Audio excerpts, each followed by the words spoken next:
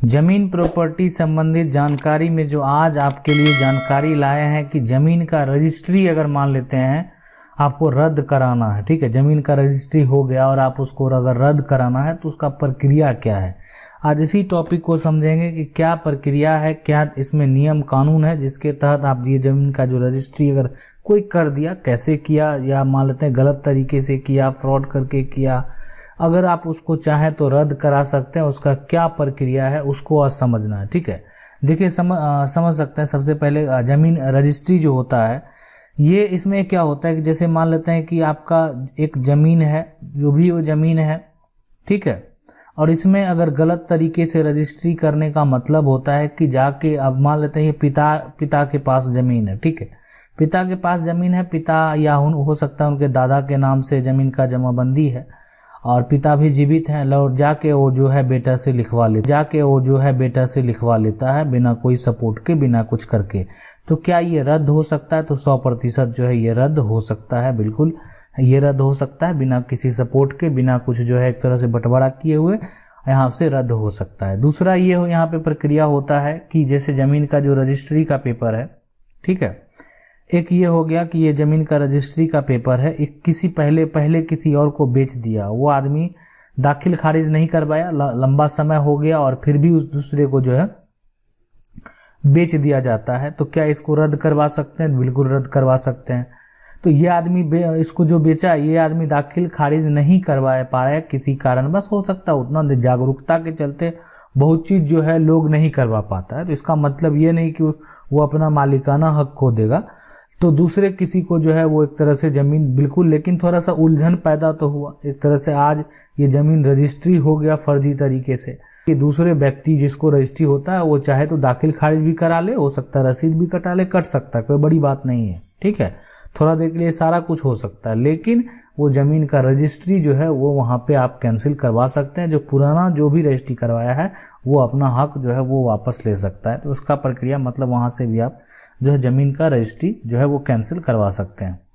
अब बात समझना है कि आपको अगर ज़मीन का रजिस्ट्री कैंसिल कराना है, मान लेते हैं वो पुराना हो, नया हो, या पहले भी अगर फर्जी तरीके से किया गया हो, तो कहाँ कहाँ जो है आप जा सकते हैं। ये निबंधन अधिनियम 1908 भी है, इसको भी समझेंगे।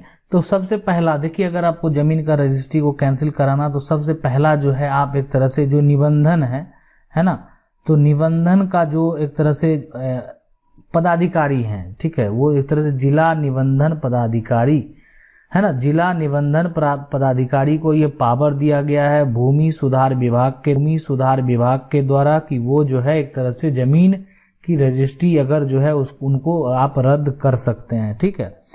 और दूसरा जो है यहाँ पे जो दूसरा जो पावर दिया गया है वो दिया गया है सिविल कोर्ट को, ठीक है।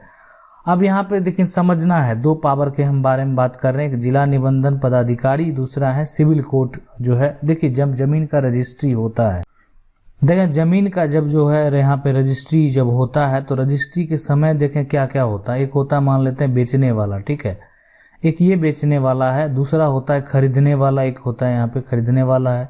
अच्छा, बेचने वाले के साथ एक जो होता है वो आप बोल सकते हैं कि सपोर्टर होता है ना, सपोर्ट करने वाला, और दूसरा जो है एक गवाह भी होता है, गवाह होता है। तो बेचने वाला और जो यहाँ पे खरीदने वाला है, तो खरीदने वाला भी जो रहता है, तो इस केस में देखें खरीदने वाला अपना बचाव हमेशा अच्छे तरीके से कर लेता है कि खरीदने वाला ये स्टेटमेंट उनके लिए आसान होता है कि वो इस चीज़ों का कोई भी जो है बेहतर तरीके से जानकारी नहीं था जब वो खरीद रहे थे। लेकिन बेचने वाला का अब ज़्यादा रोल होता है कि आपने ज़मीन जो है वो अगर गलत तरीके से बेच रहे हैं, बेचने का बहुत सारा रीज़न हो सकता है कि आपस में आप बंटवारा नहीं किए फिर ज़मीन बेच रहे हैं। दूसरा, अगर चाहे भाई जिसको क्लेम करना तो वो हासिल कर सकते हैं, ठीक है। आप जो है अपने हिस्से से ज़्यादा की ज़मीन उस खेसरे से नहीं बेच सकते हैं। दूसरा, सप वाले को दिक्कत होता है, और तीसरा गवाह बनने वाले को भी दिक्कत होता है। सपोर्ट का मतलब होता है कि जो बेच रहा है, ठीक है, हम जो है उसी आसपास से संबंध रखते हैं और इस बात का सपोर्ट करते हैं कि इनके द्वारा जो है लिखा गया जो भी चीज़ है वो सही है। और गवाह ये तय करता है कि ये दोनों व्यक्ति सही आदमी है, किसी तरह का धोखाधड़ी यहाँ पे नहीं किया जा रहा है। अगर किया जाएगा तो मतलब जो भी है आप समझ सकते हैं जिम्मेवार ये सब आदमी है। तो इतना चीज़ जो है प्रक्रिया है। और इसमें ज़्यादा जो रोल एक तरह भूमिका की बात करें जिनको समस्या उत्पन्न हो सकता है वो है यहाँ पे बेचने वाला ही। उनको ज़्यादा समस्या यहाँ पे उत्पन्न हो सकता है कि उन्होंने गलत तरीके से जो है उस चीज़ों को बेचा। ठीक है, अब देखिए यहाँ पे सबसे पहले समझने वाली बात है कि अगर ऐसा होता है तो सबसे पहले क्या करना चाहिए और क्या मतलब जो है हाथकंडा आपको अपनाना चाहिए जो आपको यहाँ पे बेनिफिट मिलेगा। ठीक है, तो अगर आपको लगता है कि ज़मीन का रजिस्ट्री जो है गलत तरीके से हुआ और आपको ये चीज़ जो है 3 माह के अंदर पता चला गया, तो इसके लिए आप जो है वहाँ पे जा सकते हैं। आप जो है जिला निबंधन जो है एक तरह से पदाधिकारी के पास, और उनके पास इस बात का आवेदन कर सकते हैं। ठीक है, आप चाहें तो रजिस्ट्रार के पास भी इस बात का आवेदन कर सकते हैं, इस अमुक डेट को ये जो रजिस्ट्री हुआ वो गलत तरीके से हुआ, जबकि ऐसे सारा आप दस्तावेज जो है अटैच कर सकते हैं और यहाँ पे जिला निबंधन पदाधिकारी के द्वारा भी आप वहाँ पे आवेदन करेंगे।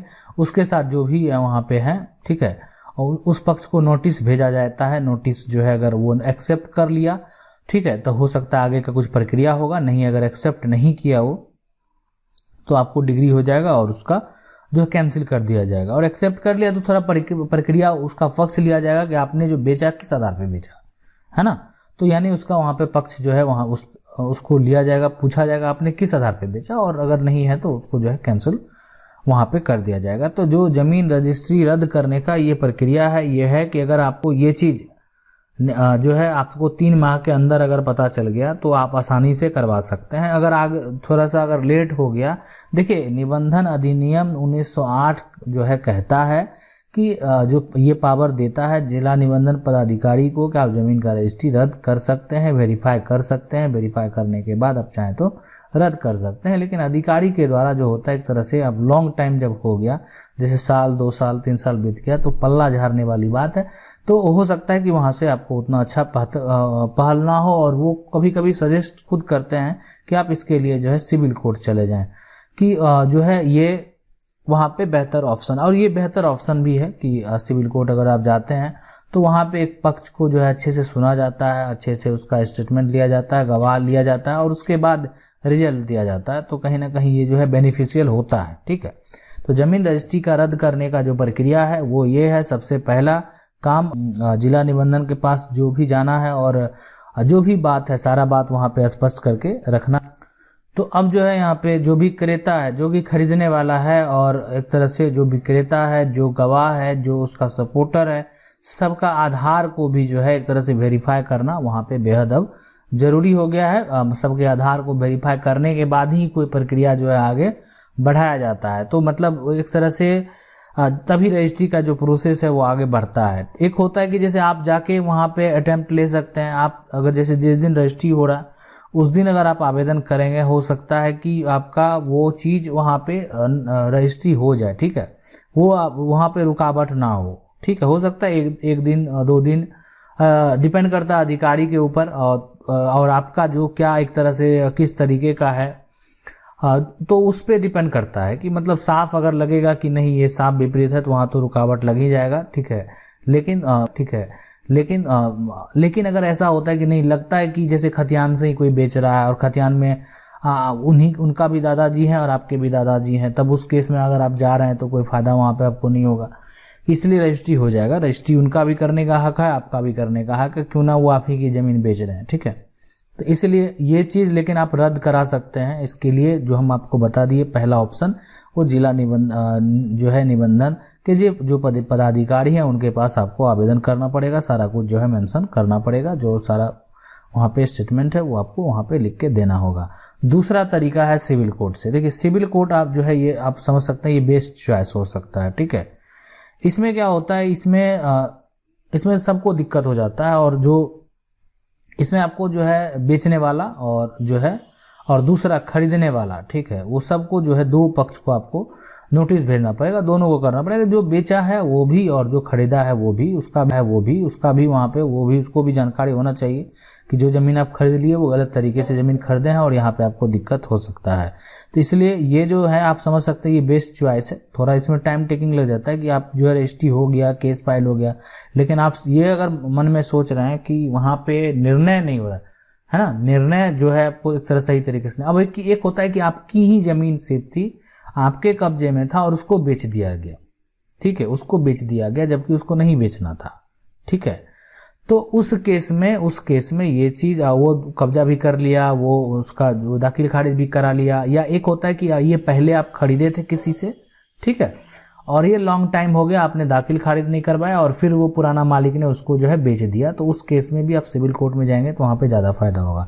देखिए, जब भी आपको 3 महीना के अंदर पता चले तो आप आसानी से जो है निबंधन अधिकारी के से मिल सकते हैं और ये सारा काम वहीं से आपका हो जाएगा, कोई तरह का दिक्कत नहीं है आपका। और बहुत दिन से हैं और फिर उसका जो उस फर्जी तरीके से दूसरे को भी रजिस्ट्री कर दिया जाता है, तो यहाँ पे आप जो है सबसे बेहतर है कि आप सिविल कोर्ट जाएं, ठीक है।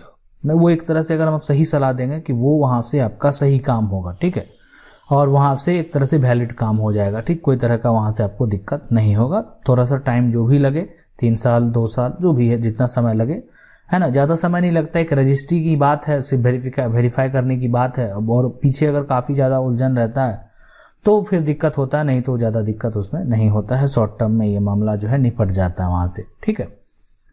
अगर आप लोगों का भी ऐसा कुछ सवाल है तो आप चाहें तो हमें कमेंट करके पूछ सकते हैं, कोशिश करेंगे वीडियो के माध्यम से जवाब देने का प्रयास करेंगे। अगर आपको वीडियो अच्छा लगा, वीडियो को लाइक जरूर कर दें, चैनल को पहली बार देख रहे हैं सब्सक्राइब करके जो बेल आइकन है उसको जरूर दबा लीजिए। मिलते हैं अगले वीडियो में, तब तक के लिए जय हिंद।